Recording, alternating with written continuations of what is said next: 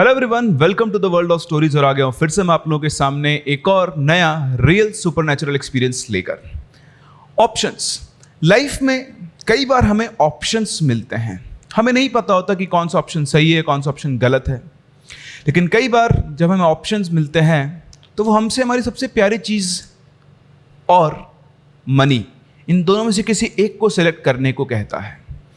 Although money आपको drive करती है, लेकिन अगर सवाल हो आपके बेटे का तो आप खजाना लेना चाहेंगे या अपना बेटा। कुछ ऐसा ही हुआ हमारे आज के इंसिडेंट के अंदर।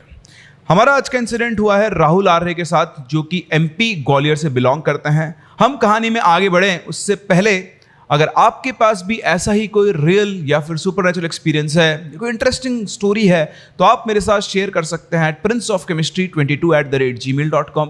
आप मुझे मेरे पर्सनल इंस्टा हैंडल पे भी फॉलो कर सकते हैं, जिस princeMNIT1987, या फिर आप हमारे official page Prince Singh the story teller पर भी अपने एक्सपीरियंसेस शेयर कर सकते हैं। फेसबुक पे अगर आप हैं तो स्टोरी टेलर प्रिंस सिंह के नाम से हमारा फेसबुक पेज है, वहां पर भी आप हमसे कनेक्ट कर सकते हैं। इसी के साथ साथ अगर आप इस चैनल पर नए हैं तो चैनल को सब्सक्राइब करना बिल्कुल ना भूलें। स्टोरी अगर आपको पसंद आती है तो वीडियो को लाइक जरूर करें, शेयर जरूर करें, और हम बढ़ते हैं अपनी स्टोरी की तरफ। तो ये जो इंसिडेंट हुआ है वो हुआ है राहुल आर्य के साथ, जो कि एमपी में ग्वालियर से बिलोंग करते हैं। इनके फादर मध्य प्रदेश पुलिस के अंदर कांस्टेबल हैं, मम्मी हाउसवाइफ हैं। इनकी फैमिली में 3 लोग हैं। वैसे इनकी फैमिली बड़ी है। इनके जो फादर है उनके 2 ब्रदर और हैं जो इनके फादर से बड़े हैं। और इनके दादाजी की ये दिली तमन्ना है कि जब तक वो जिंदा हैं तब तक तीनों भाई एक घर में एक ही साथ रहें। इसीलिए उनको मजबूरन अपने दादाजी के घर में गांव में रहना पड़ता है। और उनका जो घर है बेसिकली उनमें सबके लिए एक एक कमरा अलॉटेड है। कोई बहुत बड़ा घर नहीं है, तो तीनों भाइयों का एक एक कमरा है जहाँ पर वो अपनी फैमिली के साथ रहते हैं। तो इसी तरह से इनका भी जो घर है, जो बेसिकली इनके पास रूम है, वो एक छोटा सा रूम है। और उस छोटे से रूम के अंदर ये अपनी मदर और फादर के साथ रहते हैं। तो कुछ इस तरह के इनके रूम का सेटअप है। छोटा सा एक रूम है जिसके अंदर सब कुछ है। एक बेड है, अलमीरा है, फ्रिज भी है, टीवी भी है। आई होप आप लोगों ने गांव में ऐसे घर देखे हुए होंगे जहाँ पर एक बड़ा सा कमरा होता है और उसी के अंदर आपका ऑलमोस्ट सारा सामान वहाँ पर आ जाता है। तो कुछ इसी तरह के घर में रहते हैं राहुल और उसकी फैमिली। नॉर्मल लाइफ चल रही थी। घर का आंगन थोड़ा कच्चा है। तो एक दिन राहुल की जो मदर है वो फ्रिज में से कुछ सामान लेने आई। तो जैसे वो फ्रिज में सामान निकाल के घूमी तो उनका जो पैर था, बेसिकली उनकी जो एड़ी थी पैर की, वो ज़मीन में धंस गई। तो एक छोटा सा छेद हो गया था वहाँ पर। तो उन्होंने उसको देखा, इग्नोर किया और अपने काम में वापस लग गई। शाम को जब वो काम करके फ्री हुई तो उन्होंने देखा कि वहाँ पे एक छोटा सा छेद हो रखा था, खड्डा हो रखा था। तो ऐसा कुछ नॉर्मल था, खड्डा था। तो उन्होंने क्या किया, उसके ऊपर ऐसे ही मतलब उस खड्डे को वापस से लेवल अप कर दिया, थोड़ी सी मिट्टी डाल के उसको। ठीक है, बात आई गई होगी। फिर 1-2 दिन के बाद वो वापस से कुछ काम करे तो उनकी नज़र पड़ी उसी खड्डे पे। तो देखा जहाँ वो पहली बार खड्डा हुआ था वहाँ पे दोबारा से एक खड्डा हो गया है। वो फिर से बाहर गई, थोड़ी सी मिट्टी और सीमेंट लाई और उसके ऊपर भर के लेवल अप कर दिया, हल्का सा पानी डाल के कि अभी भर जाएगा खड्डा। क्योंकि आसपास चूहे बहुत घूमते थे, तो लगा था किसी चूहे ने बिल कर दिया होगा यहाँ पर। तो सिलसिला शुरू हुआ। खड्डा होता, राहुल की मदद उस खड्डे को भर देती। फिर 2-3 दिन बाद वहाँ पर खड्डा हो जाता, फिर वो भर देती, फिर 2-3 दिन बाद खड्डा हो जाता। तो इस तरह से कई दिनों तक ये सिलसिला चलता रहा। अब आप सोचो, एक ही जगह पर बार बार अगर खड्डा हो तो आप भी परेशान तो होंगे। तो राहुल की मदर थोड़ा सा वहाँ पे चिंतित हुई कि चक्कर क्या है, बार बार एक ही जगह पे खड्डा कैसे हो रहा है। तो उन्होंने ये बात राहुल और उसके फादर को बताई। तो वो भी वहाँ पर पहुँचे। उन्होंने देखा कि वाकई में वहाँ पे एक छोटा सा खड्डा हो रखा था। तो राहुल के फादर ने क्या किया, रेत मतलब बजरी जिसे बोलते हैं और सीमेंट का एक मिक्सचर लिया, उसको अच्छे से फिल किया और उस पर पानी डाल दिया ना, थोड़ा सा छोटा सा प्लास्टर टाइप कर दिया। उन्होंने कहा कि अब यहाँ पर खड्डा नहीं होगा। अब राहुल की मदर तो ये काम तो वो भी करती थी, तो उन्हें लगा कि नहीं यार, देखते हैं खड्डा होता है नहीं होता है। तो सप्ताह गुजरा, 1 हफ्ता गुजरा, 2 हफ्ते, 1 महीना, 2 महीना, उस जगह पर दोबारा कोई खड्डा नहीं हुआ। अब राहुल की मदर थोड़ी सी निश्चिंत थी कि हाँ यार शायद ऐसे ही खड्डा हो जाता। लेकिन जैसे 3 महीने गुजरे, 3 महीने के बाद, अच्छा ये सब बातें हैं 2015 की और ये सब उसी टाइम पे चल रहा था। तो 3 महीने जैसे ही गुजरे, 3 महीने बाद एक दिन अचानक से वापस से उसी जगह पर दोबारा खड्डा हुआ। राहुल की मदर काम करे तो उनकी नज़र पड़ी और इस बार जो खड्डा था वो पिछली बार से थोड़ा सा बड़ा था साइज़ के अंदर। उन्होंने जब वो खड्डा देखा तो उन्होंने राहुल के फादर को फ़ोन किया। उस टाइम पर वो थाने में थे। तो उन्होंने बताया फ़ोन करके उस जगह पर ना खड्डा वापस से हो गया है और इस पर जो खड्डा है ना वो पहले से बड़ा है। तो उसके फादर ने बोला अच्छा ठीक है, तो परेशान मत हो, मैं आता हूँ शाम को घर पे और देखता हूँ। तो शाम को राहुल और उसके फादर दोनों ही आए। तो जैसे आए घर पे तो उन्होंने देखा तो वाकई भी इस बार जो खड्डा था वो पिछली बार से थोड़ा बड़ा था। उन्होंने देखा खड्डे को ठीक से, तो खड्डा नॉर्मल ही था, ऐसा कोई नहीं कोई स्पेशल टाइप का खड्डा हो। तो उसके फादर ने कहा कोई बात नहीं, हो जाता है, मिट्टी नीचे की थोड़ी सी लूज हो गई होगी, है ना, इसे हिंदी में पोली हो गई होगी बोलते हैं, तो मिट्टी पोली हो गई होगी, उसकी वजह से ये खड्डा बन गया है। मैंने कहा हाँ हो सकता है, तुम एक काम करो, उस खड्डे को भर दो। तो इस बार उन्होंने प्रॉपर उसके अंदर सीमेंट और रेत का एक मिक्सचर बनाया अच्छे से, जैसे प्लास्टर करते हैं। खड्डे में सीमेंट डाल के उसको अच्छे से प्लास्टर कर दिया, लेवल अप कर दिया बिल्कुल। उन्होंने कहा कि अब ठीक है, अब ये खड्डा नहीं होगा। ठीक है, फिर से एक हफ्ता गुजरा, 10 दिन गुजरे, कुछ नहीं हुआ। लेकिन 10-15 दिन के बाद ही, ऑलमोस्ट 15-20 दिन के बाद वापस से वहाँ पर खड्डा क्रिएट हुआ, और वो खड्डा अब की बार इससे भी बड़ा था। फिर से सभी लोग आश्चर्यचकित, सेम स्पॉट पर खड्डा हो रहा है और बार बार का साइज बढ़ता जा रहा है। इस बार राहुल के पिताजी ने ठान लिया कि इस खड्डे को ठीक से भरूंगा। वो बाहर से ईंट के टुकड़े लाए, तोड़कर छोटे छोटे टुकड़े, उन सारे टुकड़ों को उन्होंने उस खड्डे के अंदर भर दिया जितनी उसकी डेप्थ थी। फिर उसके बाद उसके ऊपर वही सीमेंट और रेत का अच्छे से उन्होंने प्लास्टर कर दिया। बोला अब तो ये खड्डा दोबारा हो ही नहीं सकता, मैंने उसको बढ़िया पैक कर दिया, तो चिंता मत कर, अब ये खड्डा नहीं होगा। ठीक है, नहीं होगा, बढ़िया, अच्छी बात है। फिर से साइकिल शुरू हुआ। अच्छा, ये जो खड्डों वाली कहानी चल रही थी, तो ऑब्वियसली आपके घर में ऐसा कुछ चल रहा हो तो आप अपने कलीग से या ऑफिस में किसी ना किसी डिस्कस करते हो। तो सेम चीज़ राहुल के फादर ने की। थाने में उनका एक फ्रेंड है जो बेसिकली ब्राह्मण थे, पूजा पाठ किया करते थे। तो उन्होंने उससे बात की कि यार एक चक्कर है। तो बोलते हैं क्या? तो यार मेरे घर में ना, मैं बहुत दिनों से देख रहा हूँ, पहले ना एक छोटा सा खड्डा हुआ, मेरी बीवी ने देखा, उसने मुझे बताया, तो मैंने उसको भर दिया। फिर कुछ दिन के बाद उसमें दोबारा खड्डा हो गया, और हर बार खड्डा थोड़ा सा बड़ा हो जाता रहा। बोले फिर मैंने उसको दोबारा बढ़िया रेट सीमेंट से भरा, फिर उसकी जगह एक और बड़ा खड्डा हो गया। तो बोलते क्या बात कर रहा है? बोला हाँ। बोले अरे खड्डा ना अब की बार तो पता बहुत बड़ा हो गया वो खड्डा साइज उसका, तो मैंने उसको मिट्टी और उससे भर दिया है। मेरे को समझ में नहीं रहा चक्कर क्या है, तू कुछ बता सकता है क्या? तो उसने कहा अबे पागल, तू उस खड्डे को भर मत, नीचे कोई ना कोई खजाना है जो बाहर आना चाह रहा है। तो ये बोल के वो हंसने लगे। तो उसके राहुल के फादर को लगा कि मजाक कर रहा है, तो ऑब्वियसली वो मजाक में बोल रहे थे कि नीचे कोई खजाना है जो बाहर आना चाह रहा है, पर तू उसको बाहर नहीं आने दे रहा, उसको बाहर आने दे। तो दोनों हंसने लगे, उन्होंने उसकी बात को आया गया कर दिया। ठीक है। तो ऐसे दिन गुजरे।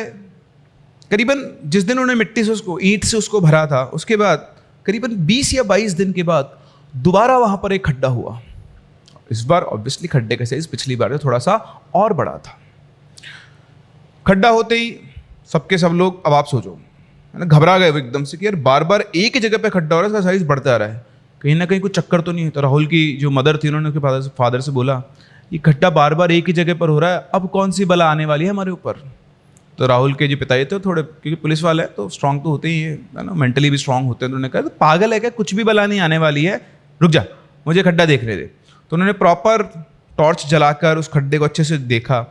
उनको ये उम्मीद थी कि उस खड्डे के अंदर जो ईंटें उन्होंने भरी थी उनके टुकड़े उनको ज़रूर मिलेंगे, लेकिन उसमें एक भी ईंट का टुकड़ा नहीं था, और खड्डे का साइज थोड़ा और बड़ा हो चुका था। खड्डे को अच्छे से देखने के बाद उन्होंने क्या किया, राहुल और उसके फादर ने, मतलब राहुल के फादर मदर तीनों ने बैठ के डिस्कस किया। तो राहुल के फादर बोले कि यार तेरे को बात बताऊँ, जो शर्मा जी है ना, वो मेरे को कह रहे थे कि भाई तुम्हारे घर में जो खड्डे हो रहे हैं ना, इसका मतलब तुम्हारे घर के नीचे खजाना दबा हुआ और वो बाहर आना चाह रहा है। खजाने की बात सुनते ही राहुल की जो मदर थी, होती क्या बात कर रहे हो, खजाना, खजाना बाहर आने वाला है?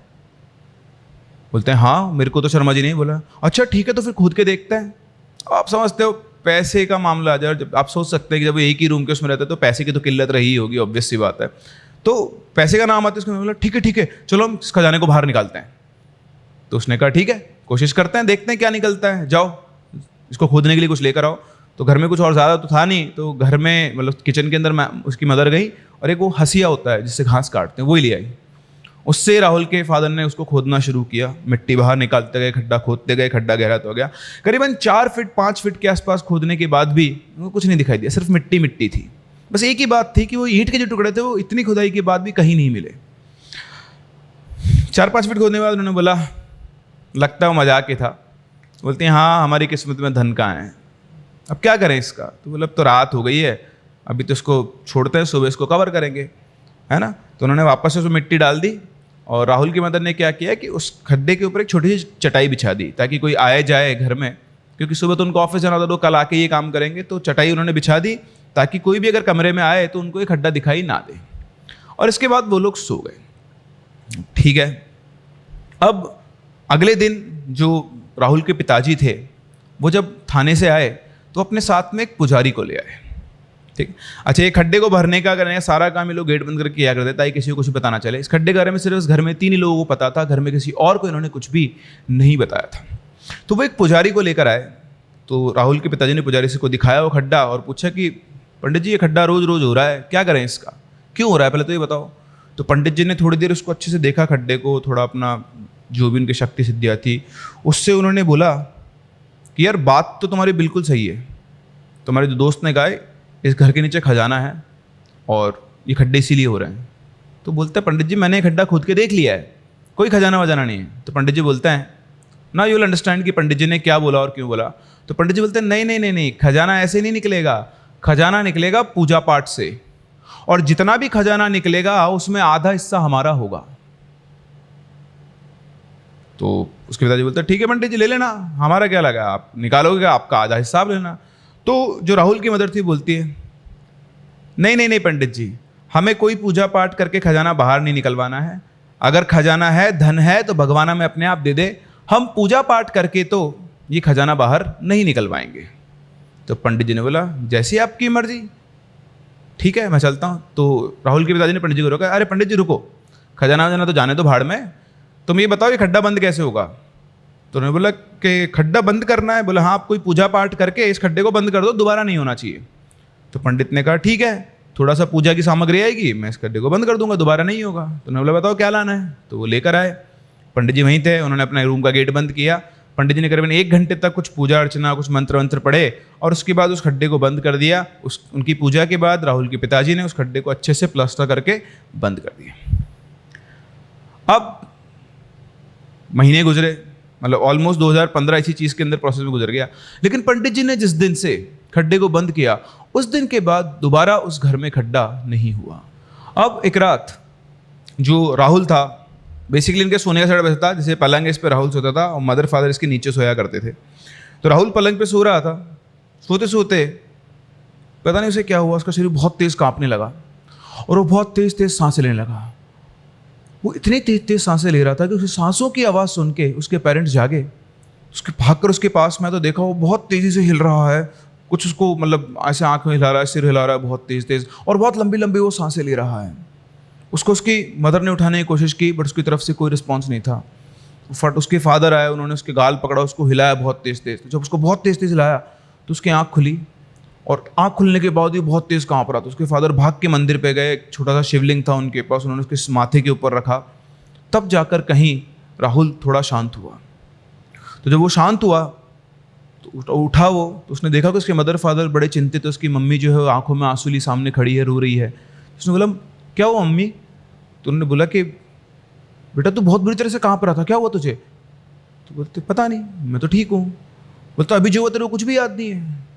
तो बोलता नहीं मैं तो सो रहा था, मुझे तो कुछ भी याद नहीं। तो उन्हें बड़ी चिंता हुई। इसके बाद राहुल की मम्मी उसके पास ही सोई पलंग पे और उसके फादर नीचे। सुबह जब वो उठे तो उन्होंने उससे डिस्कस किया कि बेटा तेरे को कल रात को ऐसा हुआ था, तुझे कुछ पता है। तो बोलते नहीं मुझे तो कुछ भी पता नहीं, मैं तो नींदों में था। तो उसके माता पिता को लगा कि शायद इसको कोई बुरा सपना आया होगा, उस वजह से उसने ऐसा किया। लेकिन अब ये सिलसिला और बढ़ने लगा। हर रात राहुल के साथ यही होता, वो पलंग पे सोता, थोड़ी देर नींद आती, उसकी थोड़ी देर बाद ही वो बहुत तेज हिलने लगता और जब उठता तो उसे कुछ भी याद नहीं रहता।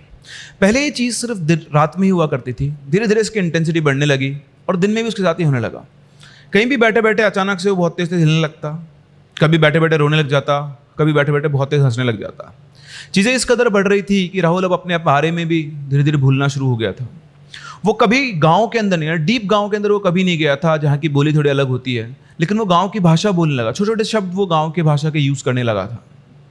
वो कभी भी चावल या खिचड़ी में शक्कर डाल के नहीं खाता था, लेकिन अब वो चावल और खिचड़ी में शक्कर डाल के खाता था। और जब वो खाना खाता था तो ऐसा लगता कोई गांव का बूढ़ा आदमी खाना खा रहा हो, जो कि बेसिकली एक पैर को नीचे और एक पैर को ऊपर रख के खाना खाते हैं ना, ऐसे बैठ के। एक तो हम आलती पालती मार के बैठते हैं और एक तरफ का पैर ये है और एक तरफ का पैर ऊपर, और इस तरह से वो गाँव के बूढ़े लोगों की तरह खाना खाता था। किसी को यहाँ पर कुछ भी समझ में नहीं आ रहा था, राहुल को ये सब खैर याद रहता ही नहीं था। ऐसे ही फिर वो जब रात को सोता था बेसिकली, तो सोते तो वो खांसने लगता था, जैसे कोई बुजुर्ग आदमी खांस रहा हो। घर वालों को उसकी हालत देखकर कुछ अजीब सा लगा, तो उन्होंने जाकर डॉक्टर को दिखाया। डॉक्टर ने बोला कि इसको कुछ मानसिक बीमारी है और उसको कुछ दवाइयाँ दे दी। वो दवाइयाँ लेना उसने शुरू किया, लेकिन दवाइयों से उसको कोई भी फर्क नहीं पड़ रहा था। चीज़ें ऐसे ही चल रही थी। फिर एक दिन राहुल के घर पे उनके पापा के कुछ दोस्त आए, मेहमान आए, तो उनको उनके दादा के कमरे में बिठाया गया और इधर राहुल की मम्मी ने फटाफट से उनके लिए चाय नाश्ता तैयार किया और राहुल का आवाज़ बोला, बेटा जाओ, पापा के दोस्त आए, उनको चाय नाश्ता रख के आ जाओ। तो पहले तो उसने जाने से मना कर दिया, नहीं मैं ये काम थोड़े ना करूँगा। तो बोले पगला गए हो क्या, जाओ देकर आओ। तो उठाए उन्होंने ट्रे वगैरह और लेकर गया। तो जैसे वो रूम के अंदर पहुंचा, तो जैसे सभी के यहाँ होता है, तो राहुल के जो फादर थे उन्होंने राहुल का परिचय अपने दोस्तों को दिया और उनका परिचय राहुल को दिया। तो जो राहुल के पापा के दोस्त थे उन्होंने उसको देखा, ऐसे एक स्माइल दी और फिर वो अपनी बातों वापस लग गए। तो जैसे वो हुए, उसने वो ट्रे वहाँ पर ऐसे टेबल पे पटकी, मतलब रखी जोर से, और बोलते हैं तेरे दोस्त भी तेरी तरह नालायक हैं, इतना भी नहीं समझते कि किसी बुजुर्ग आदमी के पैर छूने चाहिए या फिर नमस्ते करना चाहिए। उसको देखकर उसके फादर और उसके सारे दोस्त बिल्कुल आश्चर्यचकित, ये क्या है। उन्होंने उसको डांटा, भाग यहाँ से, चल अपने कमरे में जा। तो वो चला गया। अब जैसे ही वो गया तो उनके दोस्तों ने उनसे पूछा, भाई ये क्या है, ये ऐसे कैसे भूल के गया। तो उन्होंने उसको बताया कि यार बहुत दिनों से ऐसा ऐसा चल रहा है, रात को एकदम से उठ के रोने लगता है, इसका शरीर कांपता है, दिन में बैठे बैठे हंसने लग जाता है, अजीब अजीब सी भाषा बोलने लगा शुरू कर दिया, इसने बिल्कुल गाँव की सी भाषा बोलता है, कई बार पता नहीं समझ में नहीं आ रहा। तो इसमें उनके वो दोस्त भी थे जो थाने वाले शर्मा जी, तो उन्होंने उनसे कहा कि यार तेरे लड़के पे ना ऊपर का साया है। तो हंसने लग गए, क्या बात कर रहा है यार तू, ऐसा कुछ नहीं होता, पागल है, उसको ना एक मानसिक बीमारी है, उसका इलाज चल रहा है, थोड़े दिनों में ठीक हो जाएगा। तो बोले नहीं नहीं नहीं, तू मेरी बात मान, मैंने सब देखा हुआ है, तेरे लड़के के ऊपर कुछ ना कुछ है और दवाइयों से ये ठीक नहीं होगा। तो उनकी बात मान ही रहे थे। तो माने ना माने, शर्मा जी बोले चल तू बैठ, मैं तेरे लड़के से मिल के आता हूँ। तो वो राहुल से मिलने के लिए उसके कमरे में गए। वहाँ जाकर उन्होंने राहुल से पूछा, बैठे उसके पास, बोले बेटा तुम्हारा नाम क्या है। तो उसने बोला राहुल। बोलते अच्छा, नहीं तुम्हारा नाम तो राहुल है, ये जो तुम इसके अंदर हो उसका नाम क्या है। तो उसने बोला मेरा नाम तो राहुल ही है। तो उन्होंने 3-4 बार उससे बहुत फोर्स देकर पूछा। पंडित जी को लगा कि आज है ना, मतलब जो शर्मा जी थे उनको लगा कि इतना तो अपन भी हैंडल कर सकते हैं, और जितनी बार उन्होंने पूछा उतनी बार उसने अपना नाम राहुल ही बताया। तो अब उनको कुछ नहीं दिखा, अब क्या बोले। तो उन्होंने उनके पिताजी से बोला, अच्छा उसके पिताजी यूँ होता है, मैं तो पहले ही बोला था कुछ नहीं है शर्मा जी, मैंने कह दिया था ना तुझसे यार कुछ नहीं है। बोलता नहीं नहीं नहीं, तू मेरी बात नहीं मान रहा है, एक काम कर, रविवार को, शनिवार को या रविवार को तो उसको मेरे घर लेकर आ। मेरे पड़ोस में एक पंडित जी हैं जो बालाजी और कैला देवी का दरबार लगाते हैं और वहाँ पर ऐसे ही लोगों का इलाज होता है। तो राहुल के पिताजी बोले देख, मैं तो उससे पहले बोल चुका हूँ, ये सब कुछ नहीं होता है, इसको मानसिक बीमारी है, इसका इलाज चल रहा है, ठीक हो जाएगा, मैं कहीं नहीं लेके जा रहा। तो ये सारी बातें राहुल की माता जी भी सुन रही थी। तो उन्होंने बातें सुन ली और फिर उन्होंने उनको समझाया, उसके पिताजी को, क्या तुम्हें दिक्कत क्या है, एक बार चलो, दवाई तो चली रही ना। तो उन्होंने समझाया। तो उसके पिताजी इस चीज़ के लिए तैयार हुए। तो आज फ्राइडे था, सैटरडे संडे, 2 दिन बाद ये लोग, ये शर्मा जी थे, इनके घर पे पहुँचे। तो वहाँ से ये लोग पहुँचे उन बाबा के दरबार में। तो जैसे वहाँ पहुँचे तो उन्होंने देखा, अच्छा अब आप जो भी यहाँ पर सुनने वाले हैं, ये सब राहुल को याद नहीं था, ये सब उसको उसकी मम्मी ने बताया था बाद में एज अ स्टोरी, जैसा मैं आप लोगों को बता रहा हूँ। तो ये लोग वहाँ पर पहुँचे और वहाँ पर पहुँचने के बाद इन्होंने वहाँ का माहौल देखा। तो वहाँ पर कुछ लड़कियाँ, औरतें ऐसे नाच, जैसे 50 लोग नाचते हैं वैसे, उनमें एक लड़का भी था जो नाच रहा था। वो लोग वहाँ जाके बैठ गए। वहाँ पे एक महाराज थे जो ऊपर गद्दी लगा के बैठे हुए थे और वहाँ पर म्यूज़िक, मतलब जो स्पीकर्स वगैरह लगे थे, इनमें भगवान के भजन चल रहे थे, मेनली बालाजी के वहाँ भजन चल रहे थे। तो बहुत देर, घंटे 1.5-2 घंटे बैठने के बाद उनका नंबर आया। तो जब राहुल का नाम बुलाया गया तो वो शर्मा जी और राहुल के पिताजी दोनों उठ के उन महाराज के पास गए। शर्मा जी ने राहुल के पिताजी का परिचय महाराज से करवाया। तो महाराज ने पूछा, बताओ क्या दिक्कत है। तो उनके पिताजी ने बताया कि महाराज पिछले कुछ महीनों से ये जो है रात को सोते एकदम से हिलना एक बार शुरू हुआ, उसके बाद फिर ये अजीब सी भाषा बोलने लगा, कभी बैठे बैठे रोने लग जाता है, कभी हंसने लग जाता है, अजीब अजीब सी बातें करता है, समझ में नहीं आ रहा क्या है।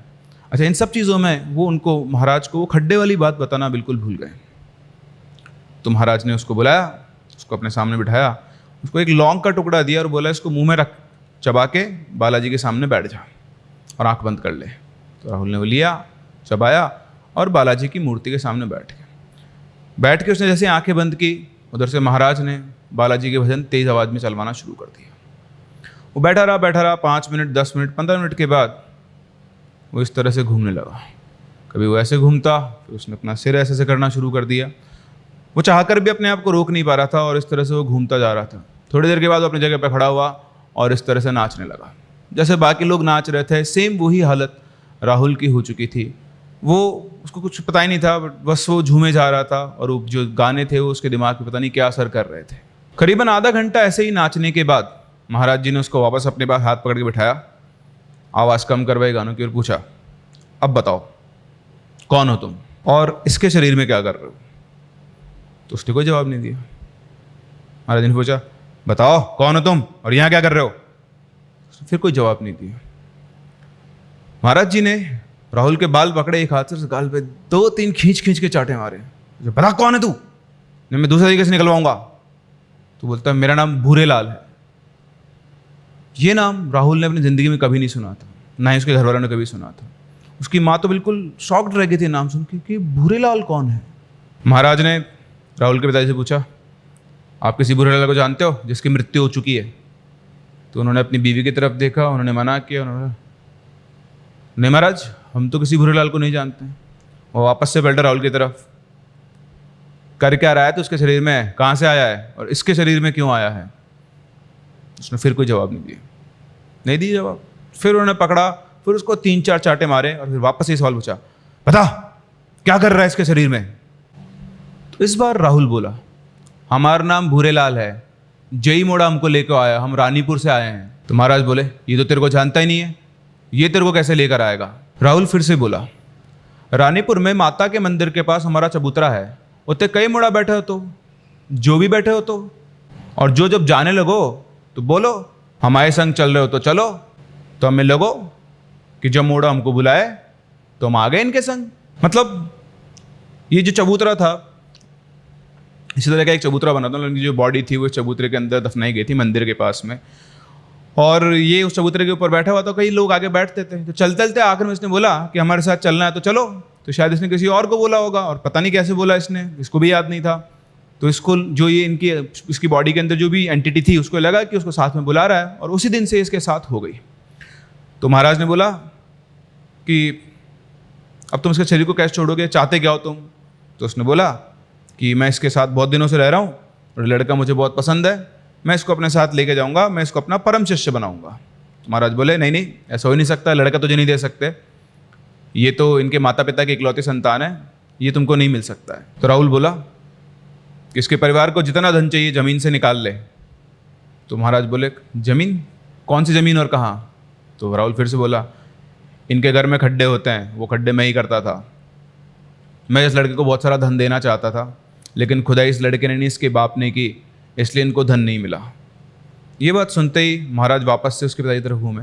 तो उनके पिताजी ने, राहुल के पिताजी ने सारी बात महाराज जी को बताया। तो महाराज बहुत गुस्सा हुए, तुम्हारा दिमाग खराब है, पहले क्यों नहीं बताया? शुक्र मनाओ भगवान का कि तुम्हारे लड़के ने ये खड्डा नहीं खोदा, वरना तुम्हारा लड़का जा चुका होता। फिर महाराज ने उसके पिताजी से पूछा, राहुल के पिताजी से, बताओ ये तुम्हारा लड़का मांगने की बात कर रहे हैं, इसके बदले में तुम्हारे को अपार धन देंगे, जितना धन चाहिए उतना धन ले लेना। बोलो क्या बोलूँ, लड़का चाहिए या धन? तो राहुल की मम्मी बोली, बाबा हमें कोई धन वन नहीं चाहिए, हमें तो अपना बच्चा चाहिए। तो इधर राहुल के पिताजी बोलते हैं, तुम अपना धन तुम्हारे पास रखो, हमें सिर्फ अपना लड़का चाहिए, हमें और किसी तरह का धन वन नहीं चाहिए। तो पंडित महाराज बोले देख लो, मतलब वो राहुल घूमा और उसके पिताजी से बोलता है, सोच लो, जितना धन चाहिए उतना धन दूंगा, जिंदगी भर बैठ के खाओगे, बस ये मोड़ा मुझे दे दो। तो ने बोला, नहीं हमारी एक ही संतान है, हमें किसी तरह का धन नहीं चाहिए, तुम इसके शरीर से जाओ। तो महाराज बोले, सुन लिया तुमने, अब जाओ इसके शरीर से। तो वो जो बूढ़ा आदमी था, जो भूरेलाल था, वो उसके शरीर जाने को तैयार नहीं था। उसने बोला, नहीं मैं तो इसको अपने साथ में लेकर जाऊंगा। तो महाराज जी बोले, यहाँ तो देखो तुम कुछ नहीं कर पाओगे, मैं सीधे रास्ते से बोल रहा हूँ, चुपचाप इसके शरीर से चले जाओ। उसने फिर मना किया। मना करते महाराज जी ने धूनी निकाली, धूनी मतलब राख, और उसके ऊपर फेंकी और फिर से गाने बजाना शुरू कर दिया। और जैसे ही गाने वापस से बजना शुरू हुए, भजन बजना शुरू हुए, वो खड़ा होकर वापस से नाच लगा। कंट्रोल उसका अपने पर था ही नहीं, इस बार गाने रुके ही नहीं, वो नाचता रहा, उसके हाथ पैर थक गए नाचते नाचते, लेकिन फिर भी वो रुक नहीं रहा था। नाचते नाचते वो बहुत तेज दर्द में चलने लगा। अच्छा ठीक है, मैं यहाँ से चला जाऊँगा, मुझे जाने दो, मैं चला जाऊँगा इसका शरीर छोड़ के। तो महाराज बोले, अरे ऐसे कैसे चला जाएगा, बैठ यहाँ पे। उसको वापस से नीचे बिठाया और बोले, जहाँ से आए हो चुपचाप वापस वहीं चले जाओ और दोबारा इस लड़के के शरीर में आने की हिम्मत भी मत करना। तो उन्होंने बोला कि हाँ ठीक है, मैं चला जाऊँगा, लेकिन इस लड़के को मेरे चबूतरे में मेरी पूजा करनी होगी। महाराज जी ने फिर से उसके पिता की तरफ देखा, उन्होंने मना कर दिया। मना करते बोला, कोई पूजा वूजा नहीं होगी, चुपचाप चले जाओ। इस बार तो जहाँ से आए हो वहाँ जाने को कह रहा हूँ, अगली बार अगर इस लड़के को परेशान किया तो तुमको सीधा लेके जाऊँगा मेहंदीपुर बालाजी, जहाँ तुम्हारे जैसे और भी बहुत सारे पड़े हुए। बात समझ में आ रही है? ये सुनकर वो जो भी एंटिटी थी उसकी बॉडी के अंदर, वो वहाँ से निकल गई। और जाते जाते वो एक और चीज़ बोल के गया कि लड़का जब भी मुसीबत में होगा, इसको धन की इच्छा होगी तो मुझे याद करेगा, तो मैं आ जाऊँगा, बता देना इसको। तो बाबा ने बोला, मैं आने दूंगा जब आएगा ना, तो अब जा यहाँ से। तो निकल गया। राहुल वहाँ पे बेहोश हो गया।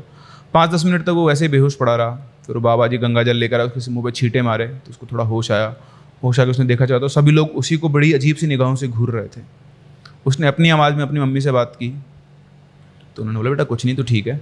उसके बाद जो महाराज जी थे, उन्होंने उसको ताबीज़ दिया गले में और हाथ के ऊपर वो जो रोली मोली होती, कलावा बोलते हैं इनके, वो बांधा और बोला कि अब सब ठीक है। और यहाँ जो भी हुआ है ना, जो लास्ट में वो कह कर गया, वो कभी भी उसके पिताजी, उसको तो भेज दिया बाहर, उसके पिताजी को बुलाया कि ये लास्ट आखिरी में जो बात बोल के गया है, कभी तुम्हारे बेटे को पता नहीं चलनी चाहिए, क्योंकि अगर उसने उसको बुला लिया तो हो सकता है दोबारा से वो इसके बाद जाए, फिर उसको कोई नहीं बचा पाएगा। तो ये ध्यान रखना, इसको ये बात पता नहीं चलनी चाहिए। बट इसकी मम्मी ने, अब बड़ा हो गया, मतलब बहुत टाइम हो गया इस चीज़ को, तो उन्होंने ये बात उससे शेयर की है और आज वो बिल्कुल ठीक है। उसके बाद दोबारा कभी इनके घर में कोई खड्डा नहीं हुआ। और राहुल जो है वो अभी एमपी में नहीं रहता है, ग्वालियर में, वो दिल्ली के अंदर रहता है। तो ये एक वाकया था जो राहुल के साथ हुआ। तो यहाँ पर कई बार ऐसे पॉइंट्स आए, जैसे राहुल को भी अभी ये बात पता है कि जब भी वो चाहे वो उनको बुला सकता है, उस एंटिटी को बुला सकता है, और वो जो धागे और वो हैं वो इसके प्रोटेक्शन के लिए हैं।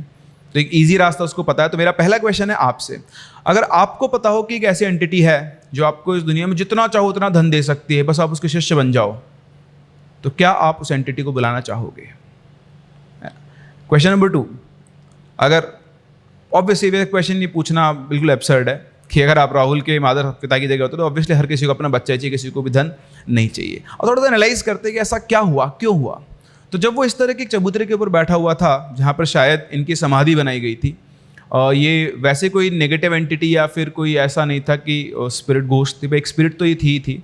और शायद वो होता ना, एक ईगो होता है लोगों के अंदर कि यार पास में माता का मंदिर है, वहाँ सब पूजा कर रहे हैं, लेकिन मुझे कोई पूछता तक नहीं है। तो शायद एक इच्छा, एक लालसा रह गई होगी इस इंसान की, ये अपने जीवन काल में कुछ ऐसा बनना चाहता होगा, अपना नाम बनाना चाहता होगा, इसको सभी लोग जाने, लेकिन ऐसा नहीं हुआ होगा।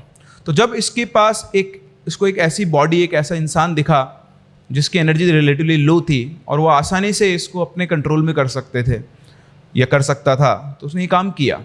जब ये घर पहुंचा, अननोइंगली अपने साथ एक एंटिटी को लेकर आ गया, और वहाँ पर वो जो खड्डे खोदे गए वो इसका एक जाल था कि नोइंगली या अननोइंगली अगर आप उससे कुछ ले लेते तो आपको उसको कुछ देना भी पड़ता। तो अगर उस दिन वो जो खड्डा हुआ था वो अगर राहुल खोद देता तो उनको पैसा मिलता। ऑब्वियसली जब पैसा मिलता, उन्हें पता तो था नहीं कि पैसा क्यों मिला है, तो बहुत खुश होते, वो इस पैसे को यूज़ करते, शायद वो और खोदते और पैसा इनको मिलता। और फिर एक दिन ये एंटिटी इनके सामने आती और बोलती कि जो धन तुम्हें मिला है ये मेरी वजह से मिला है, मैंने तुम्हें दिया है, और अब तुम्हें इस धन की कीमत चुकानी होगी अपना बेटा देकर। और शायद उसके बाद राहुल को कोई और बचा नहीं पाता। तो कभी अगर आपको भी धन मिले, ज़मीन के अंदर से मिले, तो उसको निकालने से पहले 2 बार सोच लेना, कहीं आपको उसकी कीमत चुकानी ना पड़ जाए। तो ये थी हमारी आज की स्टोरी, ये था हमारा आज का एक रियल सुपरनैचुरल एक्सपीरियंस जो कि हमारे साथ शेयर किया था राहुल आर्य ने। ऐसे ही कुछ और एक्सपीरियंसेस मैं आपके सामने लाता रहूँगा। वीडियो आपको अच्छा लगा हो तो लाइक ज़रूर करें। हम मिलते हैं अपनी अगले वीडियो के अंदर, अगले एपिसोड में एक नई कहानी के साथ। तब तक के लिए keep listening and keep loving.